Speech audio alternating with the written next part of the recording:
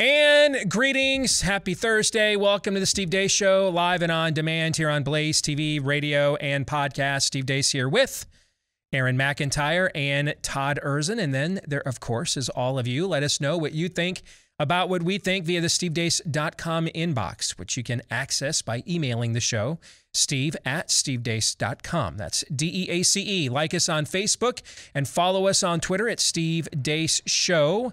And remember, you will likely be lied to by me on Facebook whenever you see hashtag Facebook approved takes. Know that that is a lie, so just be prepared. Increasingly, there is a group of you that is not prepared. And I just don't know how many more times I have to tell you, whenever you see hashtag Facebook approved takes, that is regime affirming narrative, and it's not what I think, and it's a lie. All right. So how many times has that been now? What was that? Not enough. Apparently it has not been enough. There's a very stubborn subset of folks who just don't understand that this is a lie. All right. If you want to know what I really think, look for my name, though, on MeWe, Parler, Gab, and Getter. That's also where I try to find. See, I'm actually using hashtag Facebook approved takes to put COVID information on the site that they would otherwise just completely flag and ban me for. So I'm learning that if I put it on the site by including a description with their narrative, it totally gets to stay, right? See, you guys, there's a method to the madness here. It's not that I'm just throwing a tantrum. Now, I don't blame you for assuming that I am capable of just doing that,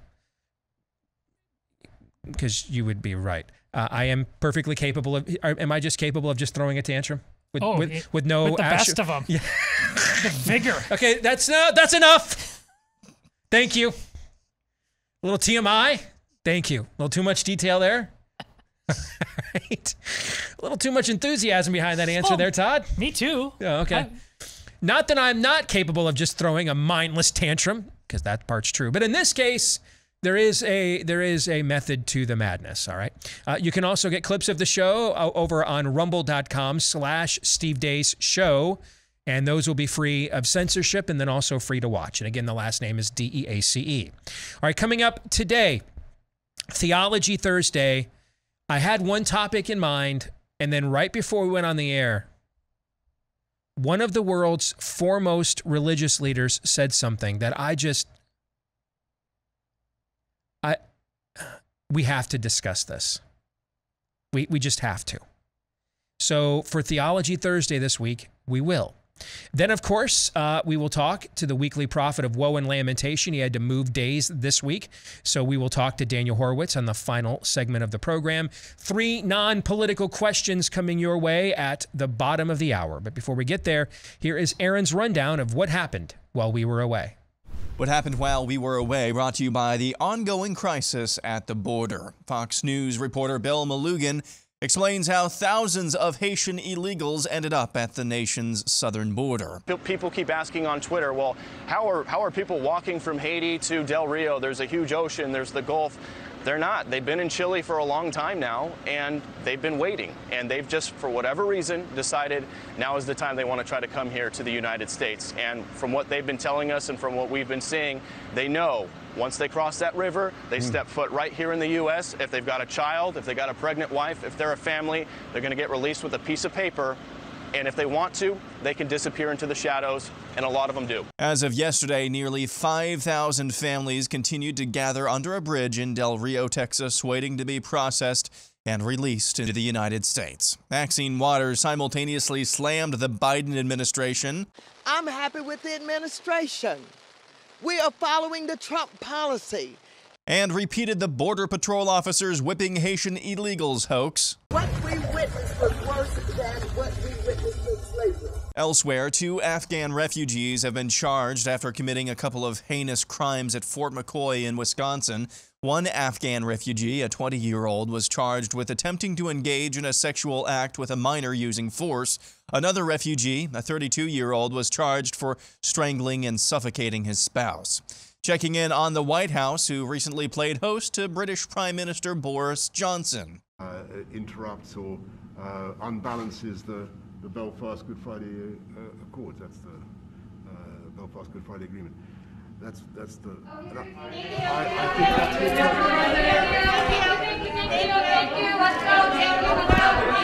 In case you didn't catch that, that's the White House staff cutting off the British Prime Minister in mid-sentence and corralling the press out of the Oval Office for fears, apparently, that they would start asking Joe Biden questions. Coronavirus news, according to Johns Hopkins University and a team of researchers and scientists, in 2017, researchers at the Wuhan lab wanted to genetically enhance bat viruses, make them more infectious to humans, and then release those viruses into bat caves.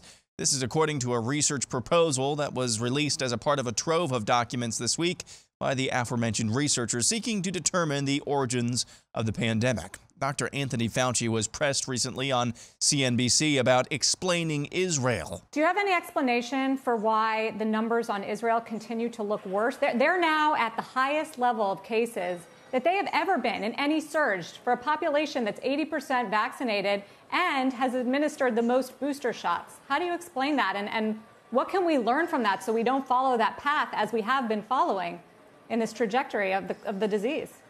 Yeah, they are having cases and breakthrough cases. I think people need to understand, and it is understandably confusing, that when you get a very large proportion of your population. Fauci goes on for almost 3 minutes with this word soup on trying to explain why Israel has such negative outcomes despite such a high vaccination rate. In some good news, in Florida, Governor Ron DeSantis named Dr. Joseph Lombardo his new state surgeon general on Tuesday. Lombardo is an experienced health policy researcher and former UCLA doctor. In his introductory press conference, Lombardo said, Florida will completely reject fear as a way of making policies in public health. So we're done with fear. We're not, that's been something that's been, unfortunately, a centerpiece of health policy in the United States ever since the beginning of the pandemic, and it's over here. Expiration date, it's done. Also in Florida, a judge has granted a temporary injunction to Gainesville city employees over that city's vaccine mandate. The lawsuit was filed by over 200 plaintiffs, and the judge granted their request to block enforcement of the city's vaccine mandate for employees. Specifically, the order says, quote, the city shall not enforce the vaccine mandate policy, and, quote, the city shall not terminate or discipline any employee for failure to comply with the vaccine mandate. On the anniversary of the passing of former Supreme Court Justice Ruth Bader Ginsburg, the ACLU tweeted out a quote of the late justice talking about baby killing and edited out the quote to exclude mention of women. Quote, the decision whether or not to bear a child is central to a person's life, to their well-being and dignity. You get the idea. Checking in on Bill Gates, who was asked by PBS if he learned any lessons about associating with the late pedophile Jeffrey Epstein. Well, he's dead, so, in general, you always have to be careful. And that's what happened while we were away. He's a Bond villain. It's amazing. And a bad one on top of that. Oh, yeah. You know what's funny is we've come to the point now where in order to assuage my own conscience to losing my way of life to these complete manginas like Anthony Fauci and Bill Gates, I'm actually comforting myself by just accepting this is a divine judgment and there's nothing we can do. You know what I'm saying? Oh, because I think I would. That might be the one. I would rather that be the case, because it's not like we don't have it coming. I gotcha. You know, but on a just a testosterone level, let's just forget it's just a bunch of guys talking here and no women are listening. We're in a locker room or on the golf course or at a pub and we're gonna whip it out and just be guys without any filter. All right. On a guy level, I can totally compute my male math that it's just divine judgment and we deserve it. And I'm okay with it. The Lord giveth and the Lord taketh away. Blessed be the name of the Lord. Job, right? Okay. Then there's no way that these guys are kicking our ass. No way. Why are these are the guys kicking our ass?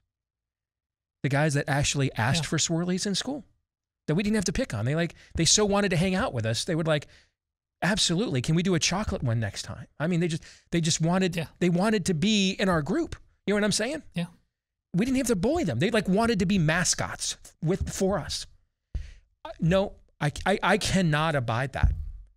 That is what will get, that's what raises my anxiety level. That's what raises my blood pressure. You know what I'm saying? I'm totally zen and at peace if it's just our Heavenly Father has taken the belt off and these guys are the buckle. You know what I'm saying? Because it ain't like we don't deserve it. I'm okay with that. That gives me a sense of peace and contentment. I cannot abide. The dude cannot abide, though, that I'm getting my ass beat by these guys. So I need it to be a divine judgment. I just need it to be. Does that make sense? Oh, yeah, because the soundtrack to the fall of Western civilization, you would think it would be some great Gothic dirge or something like that. Exactly. But it's yakety sax. Visigoths over the wall. Nebuchadnezzar capturing Jerusalem like a bird in a cage. You know what I'm saying? Yeah. I mean, the Attila the Hun and the hordes coming over the mountain. No. I have no problem being a footnote in a history book because, again, we deserve it as a society. We have it coming. I can't handle, though, getting my ass beat by these guys. You know what I'm saying? It's like, you're right, it's yakety sax. That's what it is. You know, give me a real, we got pussy galore. You mentioned Bond villains. That's what we got. We got pussy galore. We didn't get Attila or Saladin.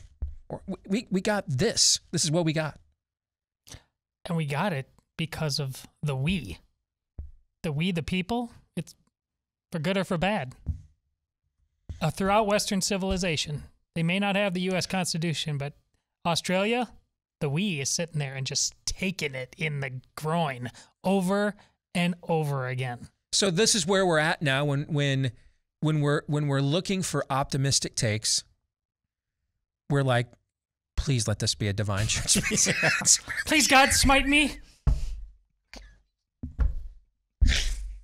I'm sorry, but that's where I'm at, man. I'm just keeping it real. I'm just telling you the truth.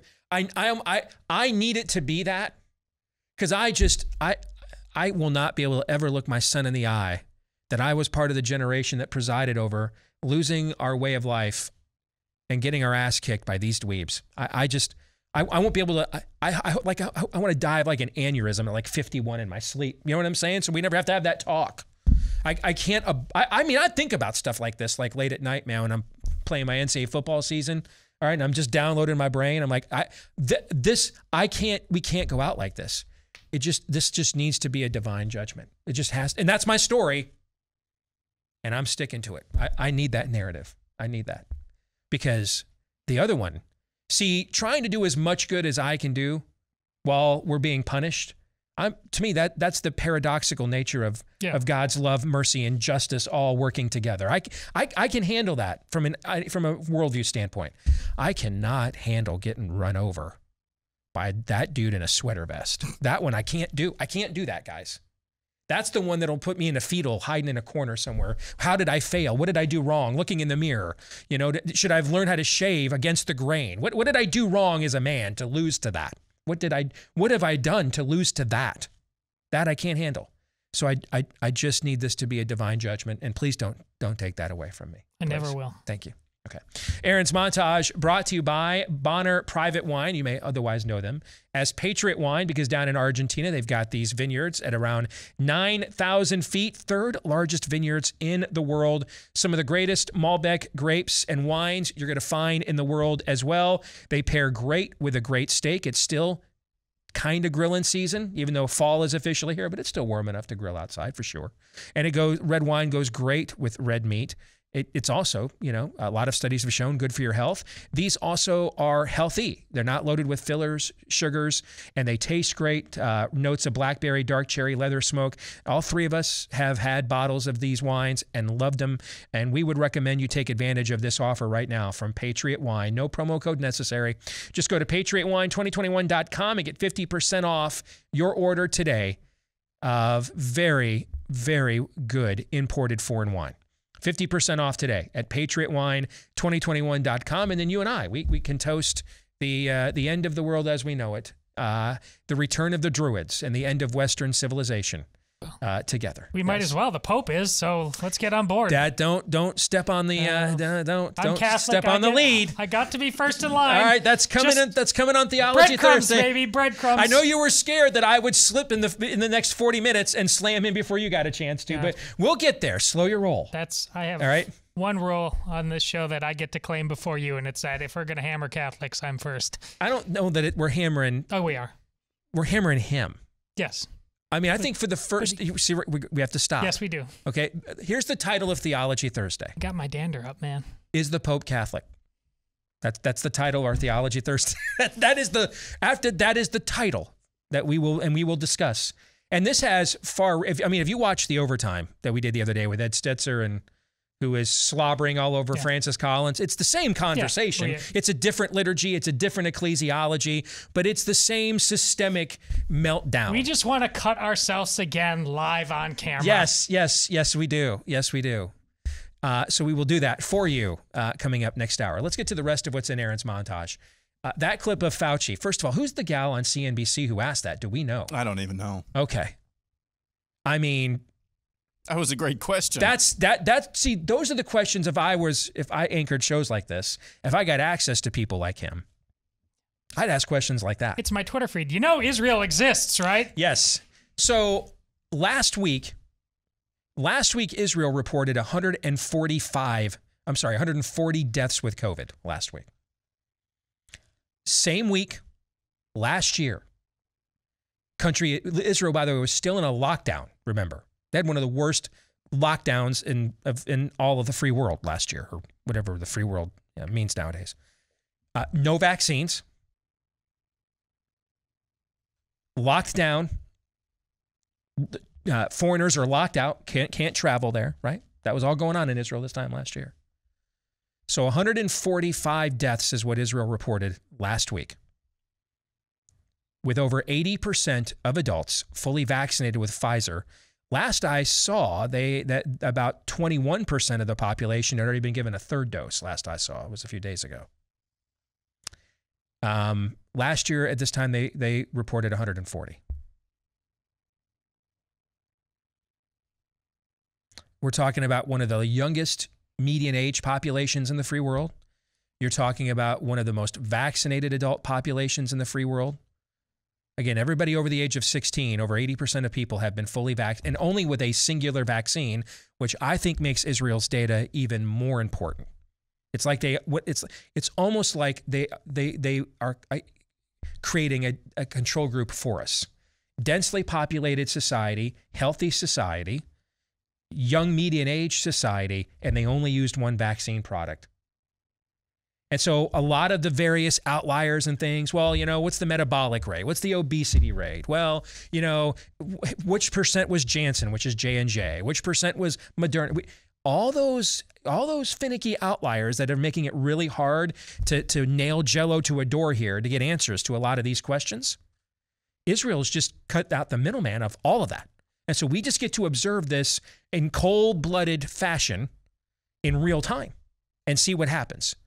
So the weekly deaths in Israel from COVID are virtually the same as they were a year ago at this time, with the country still in a lockdown, and so mass social distancing going on everywhere, and no vaccines. It's the exact, the numbers, when you're talking about it's about 10.2 million people, I think, live in Israel, something like that.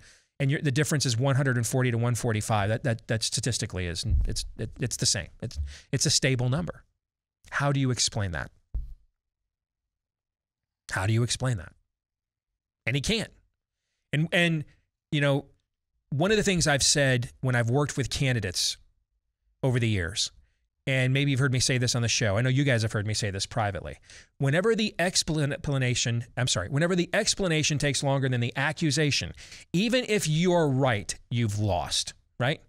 If I say, did you beat your wife last night? If I ask that question with a camera on you, and you begin with a long, detailed answer of your whereabouts last evening, and your answer is anything other than hell no, but I'm going to beat you tonight for asking me that. If your answer is anything other than that, you've lost, right?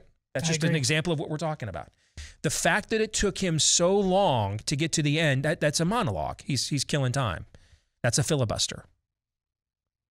So how would we answer those questions in Israel? Based on all the research we've done on our show for the last year plus, by the way, the bonus chapter, Fauci and Booster, just got word from the publisher today, should be out early next week at the latest.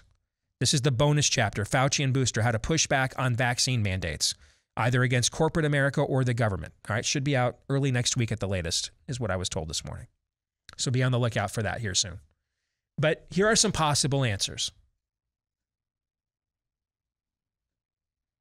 Some possible answers are, while cases explode. So Israel last week had 54,365 cases. Israel this week, that same week last year, had 32,641. So spitballing that, I don't have my calculator in front of me. You're looking, that's probably about a 60-70% increase in cases, somewhere in that area, I think. Okay. So you have a massive case increase, and deaths remain relatively stable from where they were a year ago. The best thing you could say about the Pfizer vaccine, therefore, now this is the best thing you can say on its third dose through a population in a year, is that it has some significant efficacy against severe infections, but it has no ability whatsoever to stop the virus from infecting people. That is, to me, and when I say no ability, I'm not talking about for an individual. We're not talking about individual treatments. We're not doctors. We're looking at whole numbers here. Epidemiology is really a math, by the way, more than anything else, okay? Epidemiology is the data assessment and application of medical statistics, or trends or models. That's really what it is. That's what we're doing here. We're looking at the data from a whole public health perspective.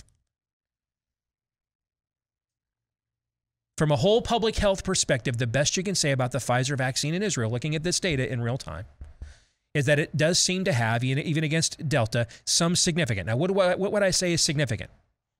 I would estimate anything more than 40% to me would be significant. But it doesn't really have any significant ability to thwart the spread of COVID-19 within a mass population. To me, that's the best thing you can say about this data. And that's nothing like what we were told in these trials last fall or this winter. Now, to be fair to them, we have a different variant now. But that then brings up the worst case scenarios. Why can't it do anything to thwart transmission on a macro scale? Why isn't it an immunizer, even in one of the healthier, younger modern countries in the world? Folks, if it can't immunize transmission in Israel, then, I don't know what shot it has in one of the most obese countries in the world, like the United States. We have a different topography and geography and climatology diversity to them because of our vastness. That's a state about the size of what, New Jersey, a country? We've got different seasonal waves and everything else happening here year round.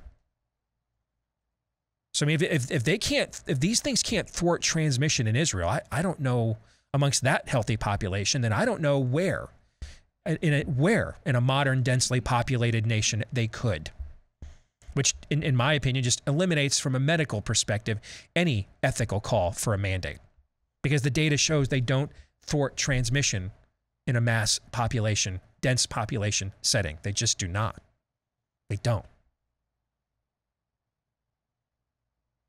And then you wonder if the efficacy against severe infection, maybe it was 75, 80, 85% 2, 3, 4, 5, 6 months ago.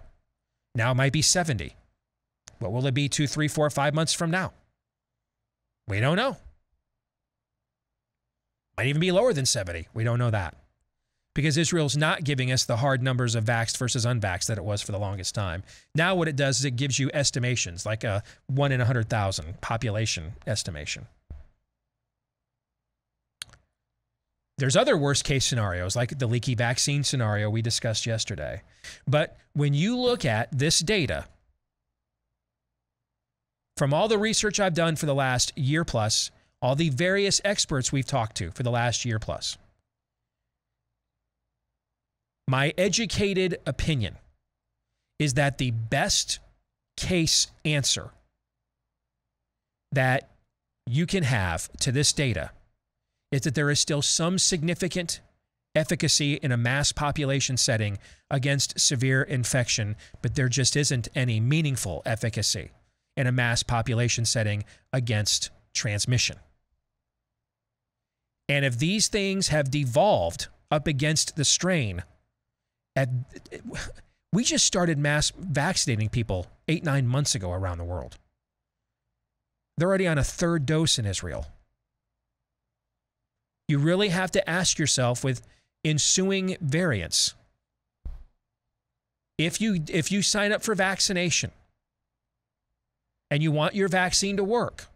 Now, I know a lot of you are just going to go get like a J&J because you have to keep your job. I know tons of people doing that. And a lot of people that are just doing it to keep a job, they go J&J because it's a singular shot, so they can just go and be done with it, show papers and be done with it. For now. Maybe you can be done with it. For now. But if you're doing the other vaccines, which have better efficacy numbers, my guess is you want it to work, right? Mm-hmm. And if you want it to work, you need to anticipate that what you are really signing up for is a therapeutic regimen that you will need and require regular, reoccurring boosters of this technology. You should be aware of that. That's all.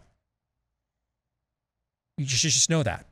Whether increasing injections of this messenger RNA increases the likelihood of side effects with greater volume, logic would indicate yes, whenever you do more of something, you get more of it, right? Good and bad, mm-hmm. right? But of course, you know that these people are going to lie to us at the exact same time. But you should just know that that's what you're signing up for. If you want it to work, that's what you're signing up for. Because this is what's going to be required for it to work. That's pretty obvious. Elsewhere, in Aaron's montage, I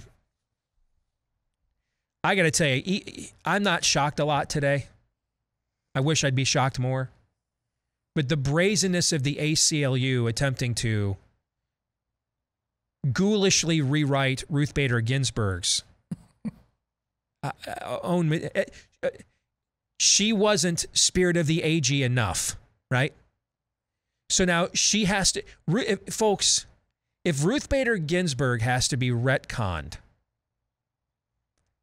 by whatever dark forces are propelling things like the ACLU these days, if Ruth Bader Ginsburg, less than a year after her death, has to be retconned, what do you think they think of you and me? You know what I'm saying? Aaron, cue the yakety sax. Don't talk back. That was just one of those, it's not a big story. It's just one of those things that I'm like, wow. The fundamental right of being a woman is to kill a baby. And also, what's a woman anyways? They had to add totally sane. Yeah, they had to add that last part in. Yes. Totally sane. I just, again, this just needs to be a divine judgment. Thank you. More in a moment. We've got a million reasons to be stressed out these days. Your receding hairline, male pattern baldness, though, doesn't have to be one of them.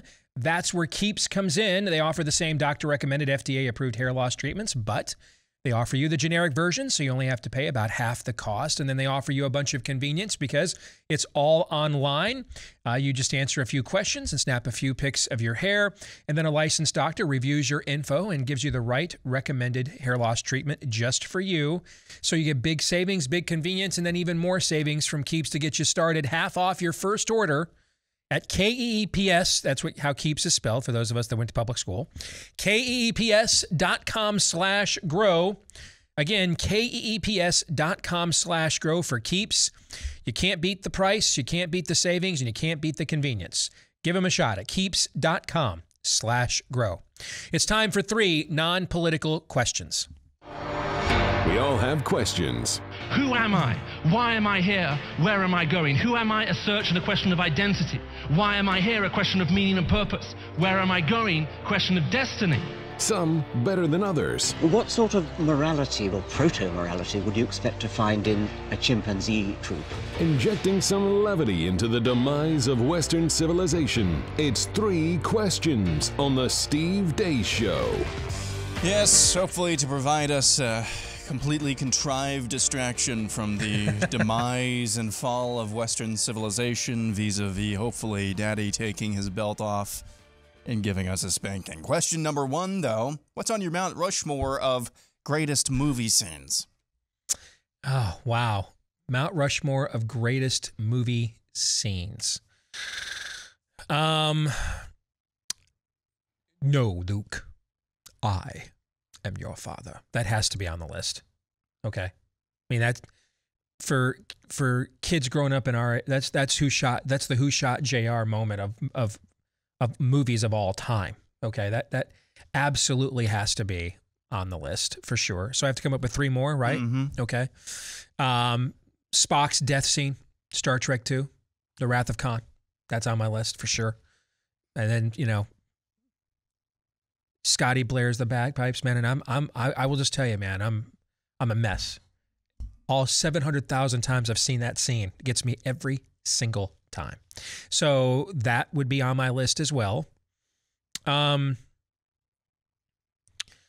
opening salvo, literally, of Saving Private Ryan, I guess I'll put on the list because I think the rest of that movie is actually very overrated. But that is one of the most extraordinary cinematic experiences I can ever recall, ever experiencing. This is a hard list to come up with, so I'm really just going with the stuff that I think of knee jerk. Okay, and then my 4th one. Amy and I went and saw The Dark Knight opening night at the IMAX here in town, and our IMAX here in town is an oval. It's a dome. All right, and so you sit underneath it like planetarium style. And this was the first major movie release that filmed about, I think something like 17, 18 minutes of The Dark Knight is filmed in IMAX. They couldn't do the whole movie in it back then because that technology was just much more expensive, okay? And the first scene in the film that is shot in IMAX is the close-up of the Joker in the bank vault when he takes off the mask. And he says, whatever doesn't kill you makes you stranger. And suddenly, because when you see a standard movie in a dome IMAX, it's not formatted to fit the entire screen, okay? That's why everybody wants to sit in the middle of the theater, because that's the part where, on the corners, and that's where the resolution kind of wears out, all right? So this is the first time now that this movie takes up the entire dome screen at our IMAX. And he flips off the mask, and it's the close-up on his face, and he says, stranger. And dude is just right in your freaking grill. You feel like he's breathing on you. And I mean, I had to recalibrate at how visually more invasive that suddenly got, So I'm going to go with those 4. Although if you gave me more time, the scene in Raiders of the Lost Ark where the dude's doing his happy dance with his swords and, to try to intimidate Indiana Jones, just pulls out his gun and he shoots him. All right, I freaking love that scene. All right, so I mean, I could come up with a lot more, but I just came up with the first 4 that came to mind. The very end. Oh, dude, can I mention one more? I'm sorry. Christ stepping his heel, crushing the head of the serpent in Gethsemane in the Passion. And then the singular tear from heaven that comes down at the crucifixion. You gotta stop because you're stealing Okay, I'm sorry. now. I'm sorry. I'm going to stop now. I'm going to stop. The Passion, the tear, the quiet before the tear hits the ground, and then all hell breaks loose. Yeah. It's just genius. Yeah, it is is genius. Yes, so it is. That was going to be one of them. The end of Shawshank Redemption, the walk down the beach where Red finds Andy Dufresne, and the couple scenes that lead up to it. It all happens very fast.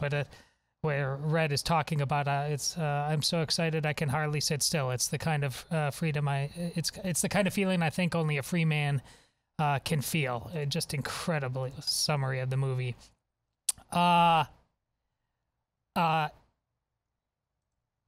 Captain America mano a mano against Thanos and catching the hammer. That was a experience inside a movie as an adult man, and so that's how many years ago? 2, 3? Yeah. Like the rush of the entire place, just like hell yeah. That was incredible. And a fourth one, I'm trying to do something unique because obviously Steve has hit the themes that I would have hit. There's one, it's popping in my head. I'm trying to do an ode to my kids that surprisingly powerful. The end of the redemptive scene in Entangled. My girls love that movie, but when the Finn Rider chooses death instead of permanent servitude for Rapunzel and cuts off her hair. Again, it's for all the issues we have with Disney, man, it's unavoidable. They know the best tale is ultimately the Christ story on some level, and they tell it over and over and over again in very different ways. And I just happened to see that one recently with my daughter, so I'll go with those 4. I can't believe I did not mention 5-year-old Stevie sitting at River Hills Theater, Christmas 1978. Superman. Yeah, see, and they read from the Superman Action Comics #1 first edition to open it up in black and white, and then the John Williams doom doom kicks in with the bass drum, and then that music, that score, and the emblem flies across the screen. Yeah, I can't believe that's got to be on my list somewhere too. So I'm gonna have to build a bigger Rushmore, I think.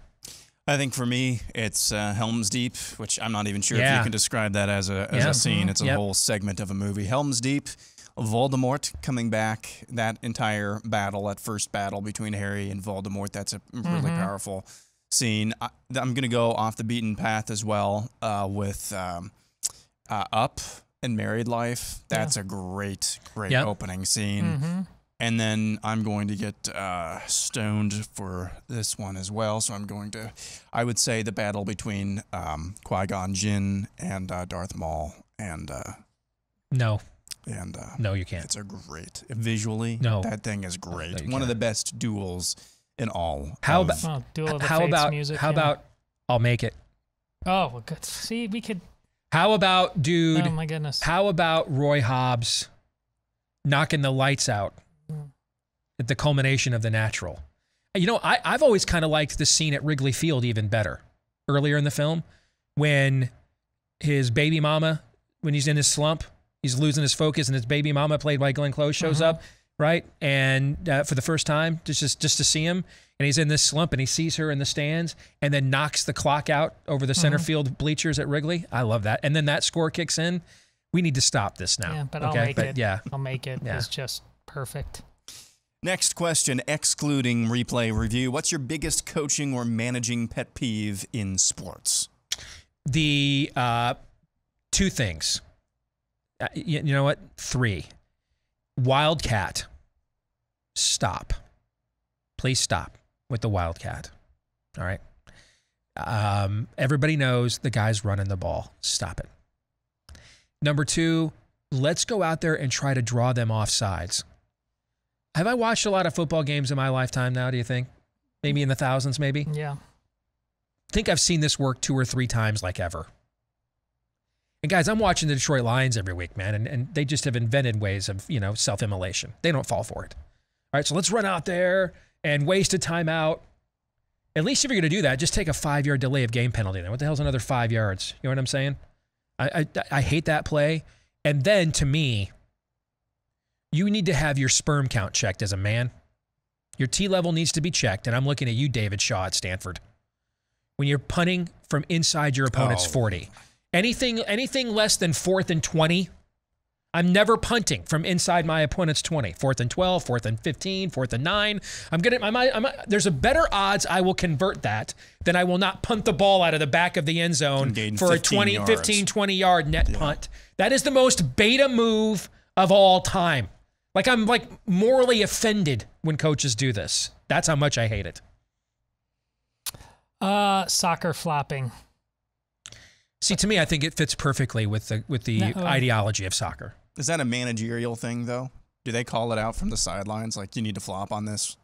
Well, here's the thing about flopping.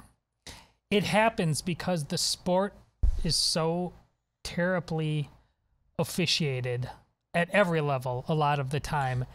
And you should see some of the videos of, not Maradona, you know, the current Argentinian way. Pele? No. Messi? Messi, thank you. That's the only name Messi. I know. I know Pele. Messi, watch a video of him, the highlight reel of him just getting assaulted. It's people, the best people, there's just goons everywhere, just killing the best athletes in the world, instead letting the beautiful game be the beautiful game. People want to watch Messi. They don't want to watch that garbage, but we've let it become that garbage. And then that's why people flop. It's this awful spectrum of both sides, this thuggery versus them. If they even get breathed on, they're going to go down before they get annihilated. It's a big problem with the game. And I know that dude, I don't remember his name, the dude with all the tats that married the Spice Girl. I know him. David Beckham. Thank you. Yeah, I know that guy. Yeah, whatever his name is. I think for me, I tried to go off the beaten path again. Not fouling when you're up by 3 or 4 points with less than 5 seconds left in the game. That's just the dumbest. To me, that's the dumbest. One of the biggest coaching pet peeves. Just foul. Let them make a couple of, let a couple of seconds run out, foul, let them make a couple of free throws, and then the odds that they're able to steal and then get a shot up a lot lower than they are the other way. Especially when you got the under, baby. Yeah, that's true. That's true. Can I get a witness on that? Yeah. Question number 3, excuse me. What's a situation or activity you thought was going to be stressful or not looking forward to that actually turned out to be fun?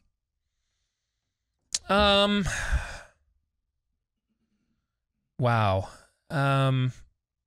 Situation I thought was going to be stressful that turned out to be fun. I'll answer. Go ahead. You go first. Basically, anytime I go out. Because normally for me, it's the opposite. I think it's going to be fun. It turns out to be stressful. Yeah. Basically, anytime I go out and see people. Nice. Doesn't mean I want to all the time, but. I liked it. I can't recover from that. What?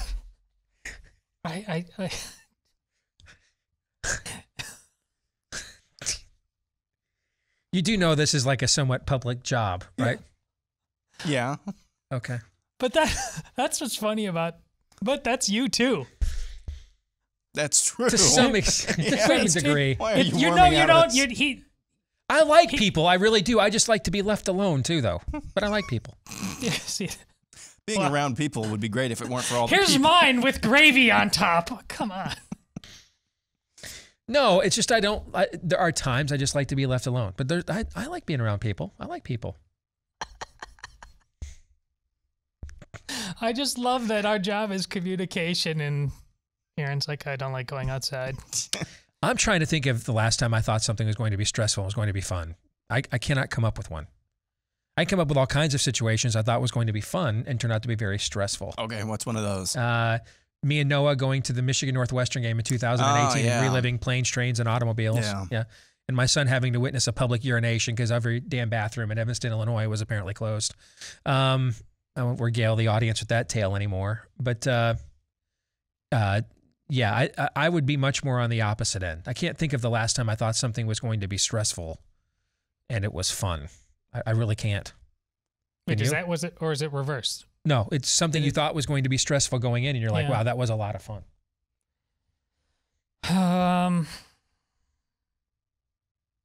Working here at the beginning. I thought it was going to be stressful longer. But actually, you were way more, and I mean, we had a a long-standing relationship, but once it was just like this, you were way more chill within this most of the time than I expected. Once I was just with you more all the time. Like you thought I'd be a lot more like dictatorial or and micromanager. Well, that and anal retentive, and it's not. It's very. It's just very. That kicks in sooner, but it's all very predictable and rational. There's just no. I just thought it would be more. Yeah. That, but it's not. You know what? I just came up with one based on what you just said. All right. Hiring you, Aaron. Oh, no. I thought, having to do this on the fly, and it was just as we were launching an expanded nationally syndicated radio show at the time, and bringing somebody in that I had liked their work, which is why I hired them, but I had not engaged them directly in a work setting, not knowing how that would play itself out and things of that nature. And it's been a lot of fun. So that would be one I could pick. That shows you how long ago, though. That was what now? 6 years ago, right? Yeah. For me, I don't have a lot of, wow, that turned out to be great. I have a lot more of, let's not do that one again. All right? A lot more of those. All right, we'll come back. Hour 2 coming your way with Theology Thursday. And this is one we just have to discuss this. Yes, all right, we do. We do. And then Daniel Horowitz, the weekly prophet of woe and lamentation after that. Stay tuned. Back with Hour 2, live and on demand here on Blaze TV, radio, and podcast. Steve Deace here with Todd Erzin, Aaron McIntyre, and all of you. Let us know what you think about what we think via the stevedeace.com inbox, which you can access by emailing the show, steve@stevedeace.com. You can also find us on Facebook, where we'll lie to you there with hashtag Facebook approved takes. And then we'll tell you what we really think by following us on Twitter at Steve Deace Show, or you can find us on MeWe, Parler, Getter, and Gab. Look for clips of the show that you can watch free of censorship, and also free to watch as well at no cost at rumble.com/Steve Deace Show. And then, of course, if you're a podcast listener, we love you and thank you so much for your contributions to this program. Thank you for helping us to grow. You're a big part of our success. Please, if you haven't done so already, leave us a 5-star review, as well as hit the subscribe button wherever you podcast from, or follow, I think is what iTunes calls it now. So many of you have done this for us already. Thank you very much, and we appreciate all of you that have done those things to let the world know that you dig this show. Coming up here at the bottom of the hour, the weekly prophet of woe and lamentation, Daniel Horowitz, will be joining us. You can feel helpless turning on the news and seeing government and corporate America conspiring together against you and I. That's why when we have the opportunity to do business with those whose values are the same as ours, we should take full advantage of it. One of the rare opportunities we have to do that is with Patriot Mobile, America's only pro-America Christian conservative wireless provider. They offer the same broad nationwide coverage that you get from the big boys, because they all use pretty much the same towers.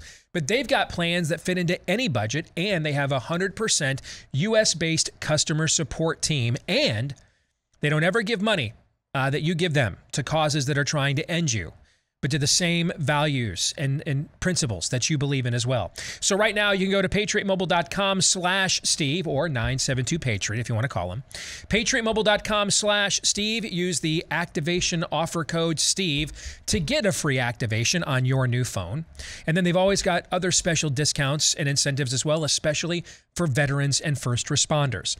Again, 972-PATRIOT or patriotmobile.com/Steve. Let's get to some Theology Thursday. Now, a caveat here, and you'll back me up on this.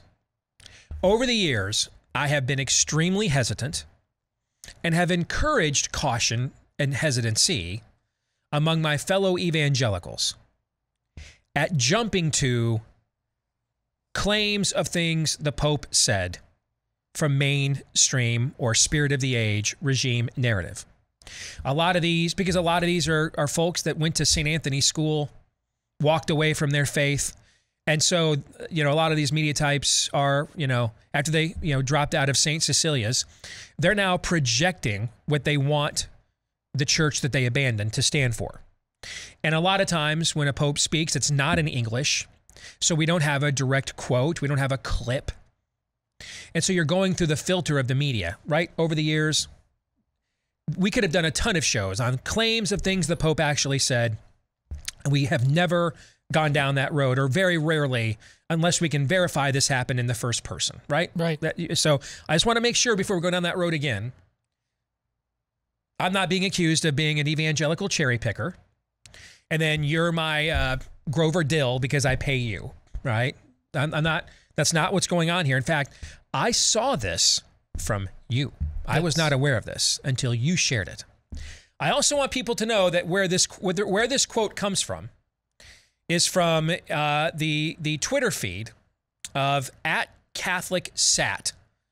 Has about 20,000 followers. It's a global Catholic satellite network, and they describe themselves as bringing you the very best Catholic programming available on terrestrial TV, satellite, cable, and streaming on the internet. So again, this isn't from, hey, I'm now the White House correspondent for PMS-NBC, and, I haven't been to a mass since the 3rd grade when the last, and the nun racked my knuckles. And so this is what, this is what I want the church of my youth to believe. This is not what's going on here. Fair? Right. But not at all. In fact, this was actually said by Pope Francis to the Council of Bishops Conference of Europe. So a lot of times it's a media interview. Did he really say this? Was something lost in translation? What's projection? So he is speaking authoritatively to the brethren here. Fair? Yeah. Okay. As the leader of the brethren. Yes. And here is the quote. Quote, "To make the church beautiful and welcoming, we need together to look to the future, not to restore the past, which unfortunately is a fad. Restoring the past will kill us. It will kill everyone." Unquote. Now, before I turn this over to you, because absolutely you need to comment in depth on this before anybody else does here, for obvious reasons, I just want to reiterate. Back in 2017, and our show's audience has literally grown, Aaron, by several 100% since then. Okay. Yep. So there's a lot of you tuned in right now fairly regularly that had either didn't care about us in 2017, didn't know about us, or didn't like us, right? And we don't blame you for all three, frankly. So a lot of you don't know of these shows, but 2017 was the 500th anniversary of the Reformation. The Protestant Reformation. We spent that entire year on Theology Thursday, or as much of it as we could at the time, trying to go through that moment in history. What happened? What were the arguments? Things of that nature. For two reasons. One, regardless of which side of the line you're on, you cannot debate. It is one of the seminal moments in modern Western civilization. In fact, the History Channel made the two men that originally drove it, Martin Luther and then Gutenberg with his printing press, two of the top 3 most influential people of the last millennium when they did their top 100 of the millennium in 1999. All right. So it has great cultural and historical significance, period. In fact, you may not be on either one of these lines, right? You may be a non-Messianic Jew. You might be Muslim, Hindu, completely secular. That event, that ornery little Augustinian monk hammering those 95 theses to the door of his university there at Wittenberg, asking for a disputation on All Hallows Eve 1517, set off a chain of events that has completely altered the course of the world that you now live in. That's not debatable. You can debate the merits of the arguments, but you cannot debate the impact of the argument that took place. But the other reason we did so is we thought because we're two relatively knowledgeable laymen, so we know enough to communicate this stuff intelligently, but we don't know so much that we would just talk over everybody and it would be unattainable. And given the fact we're good friends, there's a freedom here to have an honest conversation hashing some of these things out that, you know, at other times in history, we literally slit each other's throats over these debates. Fair? Yeah. All right. One of the things that we did in these conversations where this was like if Erasmus and Luther liked each other, that's actually Erasmus might have liked Luther. I don't know. I just know Luther hated him. That's kind of what our show would have sounded like a few years ago when we did this. One of the things that came out of this is we walked through what are called the 5 solas of the Reformation. And so if Protestants are going to walk away from almost 2,000 years of church tradition, they obviously, to some degree, I would argue today, one of the great weaknesses of evangelicalism is that it doesn't have enough tradition. And that word is going to be a very important term we're going to be discussing the rest of this Theology Thursday. So that's why I'm using it, okay? If the Protestant argument is that Catholics have historically too elevated tradition, I would make the argument that for us as evangelicals, we've just like completely abandoned it and we're kind of rudderless now. We're kind of falling for fads and all kinds of other things. You know, the word the Pope just used, okay? Well, one of the things that came out of this, so Protestantism now needed a creed. It needed a catechism, and one of its very first ones was the 5 solas. Here's what we believe.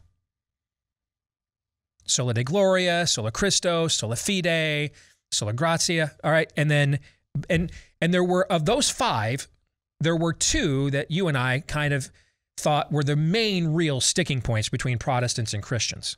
Or, I'm sorry, between Protestants and Catholics within Christianity. And the 2 were justification by faith alone. And that's the verse, Romans 1:17, the righteous shall live by faith, or the just shall live by faith, that Luther said inspired him to launch the Reformation. And the other was sola scriptura, that Scripture alone is not the only authority, but it is the final, ultimate authority that binds the conscience of the believer and reveals the will of God to the world, okay? Because this is where tradition comes in for Catholics, right? So let me stop from there now, all right? Because I don't want to do any projection at all. Give us how you're taught as a Catholic, not what evangelicals or others in our audience are stereotyped, from third person. How are you taught within Orthodoxy as a Catholic? What is tradition to you? Well, this is what's funny. I was so enraged. There's multiple ways verbally in writing. I thought I could respond to this, but I just responded with, when I'm really mad, the Loki Hulk gif, just slamming him to the ground. It's so stupid. And the first thing Steve said is like, as the evangelical, unapologetically, like point of order, like I thought you were Catholic. This is the frustration with this Pope. He just says things that he can't possibly believe in any like rational sense. This is just emotive. He thinks he's making a point. If you asked him to talk about why he decided to make this, you might be able to see it through the clown mirrors, but it's utterly insane because, listen, here's what you do. If you're a Catholic and you want to talk about tradition, well, what would you talk about Jesus? And just starting with the scriptures, I'll go beyond that in a second, but just starting with the scriptures, when Jesus was here on earth during his earthly ministry, did Jesus refer to the past or not? Yes or no? He quotes it repeatedly. It's an overwhelming yes. So what are you doing, in fact, in the ultimate declaration of who he is, yes. in John 14:6, he says, "I am the way, the truth, and the life." and he's using explicit terminology to tell a Jewish audience, I am the fulfillment of your legacy. Yes. I am what you've been waiting for. I am the law. I'm the prophets. Yes. I'm who they pointed to. I am the fulfillment of the law. I will satisfy the wrath of God. I will fulfill what the prophet said. He is saying, I am the fulfillment of your legacy or your history or your past. Yes. That's what I am. Yes.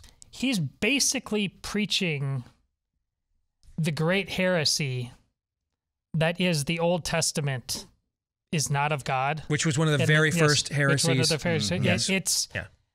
And it's bizarre because just last week, I think, the Pope did what he has done consistently now for how long? Has he been Pope? A decade? He came out and flat out called abortionist murders. So this is why he is so vexing. He will go from that and he has a history of talking about the darkness of the devil, and then to do this pagan witchcraft nonsense. So again, tradition outside of Scripture is to tether yourself to the wisdom of the church and the saints throughout all of history. As alluded to within Scripture, we as Catholics believe, and listen, I don't think Steve and Aaron will argue for 1 second what they will perhaps interpret it differently, but it is clear, the book of Acts, it's constantly pointing outside of itself to things that were taught and said and not written here, leadership that was established. That's undeniable. Where you take that from there, you can ask them or others. That's fine. But that's undeniable. So while there is a magisterium, which is the third leg of the stool, the current teaching authority right now in time, there is all of the wisdom of the church fathers that don't require you to drink from a fire hose, because so much of this has been thought and said and done. We have precedent, in other words. Yes. So like post 9/11, there was a notion, what do we do? This is the first time we've had the West go up against Islam. What does Islam believe? The reality is John of Damascus, he would debate early Muslim scholars all throughout the world on the merits of their claims versus the merits of the claims of Christianity. So tradition would say, why would we not go back and look at that precedent where we previously saw orthodoxy lived out in the world to help us, to give us and provide us a framework for what that means for the present challenges we face. It very much fulfills the scriptural notion that there is nothing new under the sun. Right. Yes. Now, is that palatable and acceptable as a starter? Because I don't want to boilerplate, but I think that gets the ball rolling. So my question to you, when we were discussing this before the show started, and we decided to do this for the Theology Thursday, how did he not just declare his own church anathema? No, I know. Well, how did he not do that? Now you just got me. It's funny. Our own bishop here in Des Moines, who I just am very, and publicly so, disappointed with, but he just sent out via Facebook, the diocesan Facebook page, a public admonition, and it was kind of a wink and a nod, mask vaccination without saying it. I mean, it's clearly what he was doing. But he used the feast day of St. Vincent de Paul to do this. Our whole church calendar, we have feast days. Is based on these traditions all the time. Yes, where we celebrate the saints. Yep. We have holy medals of the feasts. We have we baptize our name, and when we baptize our children, oftentimes give them saints' names. All of this is the past. So again, what in the hell are you doing, Holy Father? Steve can't be more correct. When you say something like this, you are saying what? And so somebody, one of our followers actually said, why are you even Catholic, Todd, anymore? This is the Protestant equivalent of if a pastor or a minister or an evangelical leader stood up and said, the Bible is really not the final authority on things. And we need to modernize and start accepting new sources of information. What would we call that within Protestantism, Aaron? A heretic. We would call him a heretic. Yeah. If without sola scriptura, there is no point to being a Protestant. There's no point to it. Because all the other arguments that we have really come down to, all the other arguments we have with Catholicism really come down to the question of that one. What is the final authority that binds the conscience of the believer and reveals the will and character of God to the world? What is the final authority? Is it the Word of God or the Word of the God plus tradition and the magisterium? That's really the argument. All the other arguments we have as Protestants with Catholics about veneration of Mary, sacraments and rituals beyond baptism and communion, and is communion metaphorical? Is it the literal receiving of the blood and the flesh of Christ? All those other arguments, all of them, come down to what is the final, and all, because that's where we base our opinions from on these matters. We base them as the scripture at the top of the food chain. You guys base your opinion as several things sit at the top of the food chain. Fair? Yeah. Okay. And one of them is what the Pope just rebuked. So to me, this is the equivalent of an evangelical leader, basically the head of the Southern Baptist Convention. All right. The largest Protestant denomination in North America. If he just stood up and said, guys, I really think we need to move beyond the Bible as the final thoughts on what we think God thinks, we would call that, within evangelicalism, he's a heretic. Yeah. That's what he just did here. Am I wrong? No. This is, Steve, the classic Catholic churches throughout all of history. What is one of the great hallmarks of a classic Catholic church to you guys outside of it? You use the term, when I use something like transubstantiation, you say that's a fancy, what do you call stained glass window word. Stained glass windows. Yeah. What are stained glass windows doing? Which is why I was fumbling to not use that word, because then I wanted to take 5 minutes to explain it. They're always telling Bible stories from the past, right, to a pre-literate society. Right. That's how you learned it. And by the way, Alpha and Omega, all of that, beginning and end, what is omnipresent, omnipotent, and omniscient. Yep. But it's God is outside and above all. He is outside of time. You just said basically that's not true. That I've told it before about the pencil. We see history here. God just it's the same pencil. He sees the point. He sees all of it at once. You're saying, you're doing the whole Obama, we're the people we've been waiting for. You're saying the present is always better than the past. Again, another heresy. We can just keep riffing like it's just so impossibly stupid at a 1+1 level. But it's what his entire pontificate has so often been. It is so unhelpful. It is so confusing. You can't even begin to know. Like here, it's you can't begin to know. It's not this prophetic. Can't possibly be your point. It's not. So what prophetic. in the hell was your point? You know what? I just thought of something as you were talking. I think maybe the greatest disappointment here, and that's why I was just saying it's not prophetic, in that we could very well be on the verge of seeing Roe v. Wade eliminated in our lifetimes, and in the somewhat near future. That could happen like in the next 12 months. By the same Supreme Court that also codified into law about 24 months ago, training madness, right? Mm-hmm. Okay.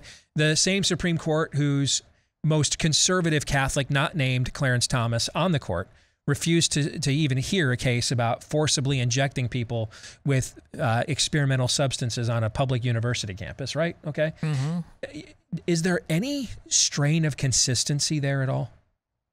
How odd is it that the same institution that just can't wait to go along with everything else the spirit of the age offers up now seemingly seems poised to strike a blow against one of the biggest shibboleths of the spirit of the age? You know what I'm saying? It's all, who does this sound like, Todd? Who does it sound like? It sounds like exactly what you were just describing. On this one matter of abortion, this guy actually speaks in tones that, frankly, even his far more conservative predecessors didn't use some of this language. All right? And that's just the odd juxtaposition, because on virtually when we get outside of abortion, frankly, he is at best a squish on like everything else. Correct. And that is a mirror. Now, some of that is, of course, our Supreme Court is dominated by Catholics. But see, I think it's broader than that. It's if you go back, if you're a subscriber, and watch the overtime we did with Ed Stitzer. What's the name of his podcast again, Aaron? The Church Leaders Church Podcast. Leaders Pod. Yeah. Now, there's something a little anti-Protestant, if you ask me, by the way, of somebody claiming to be the central hub podcast for church leadership. Doesn't that just seem kind of counterintuitive? You know, in a way, you know where I'm getting at with that, Aaron? Mm-hmm. You know, like,